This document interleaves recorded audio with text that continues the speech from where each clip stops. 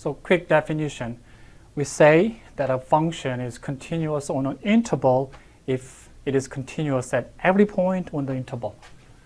At every point in the interval. So for example, the polynomial functions are continuous from negative infinity to infinity. However, if you look at the graph of 1 of x, this function is not continuous at x equals 0. So this function is not continuous at x equals 0. In other words, this is continuous. So this function is continuous on the interval from negative infinity to 0 and from 0 to infinity. You can use union notation to add them up.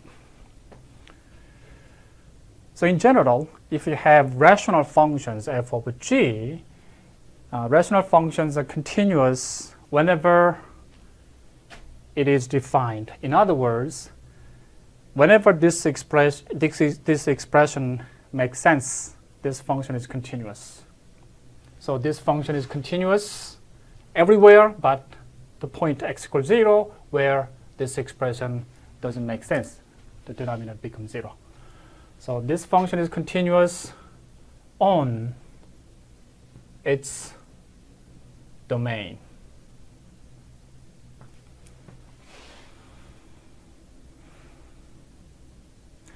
Another examples of continuous functions, exponential functions and logarithmic functions. So if you look at the graph of exponential function, for example, 2 to the x or e to the x and so on. It increases like that.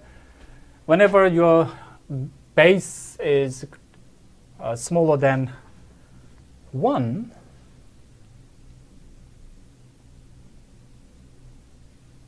for example, half to the x or e to the negative x and so on, then the graph decreases like that. But as you see, we can draw the graph of those exponential functions without lifting a pen. So those functions are continuous. Logarithmic functions as a graph like that, or sometimes, depending on the base, it decreases like that. Again, you can draw the graph without lifting a pen. So logarithmic functions are continuous on the interval 0 to infinity. And exponential functions are continuous on the entire real number line.